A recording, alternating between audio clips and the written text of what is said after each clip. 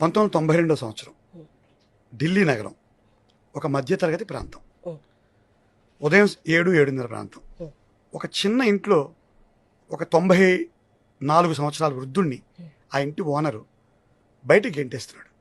94 సంవత్సరాలు ఇంటి ఓనర్ బయటికి గెంటేస్తున్నాడు. అయ్యా, నన్ను కొంచెం టైం ఇవ్వండి, నా పెన్షన్ రాగానే మీ ఇంటి అద్దెస్తాను అంటున్నాడు. ఆ ఇంటి పక్కన వాళ్ళు కూడా వచ్చి జాలి చూపిస్తున్నారు, వద్దొద్దు ఆయన ఎలా తప్పిది, పెద్ద మనిషి 94 సంవత్సరాలు. ఇంటి ఓనర్ ససేమిరా అంటున్నాడు. ఈయన పెద్ద పెద్ద సామాన్లు ఏం లేవు, ఓ బకెట్టు, ఒక చిన్న జాకెట్టు, ఒక శాలువా, ఇలాంటివి 4-5 ఐటమ్స్ కంటే ఎక్కువ ఏం లేవు పెద్ద ఆయన దగ్గర. 94 సంవత్సరాల వృద్ధుడు, కానీ తేజస్తో ఉన్నాడు. సో అందరు కలిపి కన్విన్స్ చేశారు ఓనర్ని, అలా గంటద్దు బాబు అంటే ఒప్పుకుని ఇంట్లో రానిచ్చాడు. కానీ 2 నెలల్లో నా అద్దె బకాయిలు చెల్లించాలని ఒక కండిషన్ పెట్టాడు. ఈ విషయాన్నంతా అటుగా వెళ్తున్న ఒక జర్నలిస్ట్ చూశాడు. ఈ గెంటేయడం 94 ఏళ్ల మనిషి మీద ఇంత కర్కసత్వం, ఇంత నిర్దాక్షిణ్యం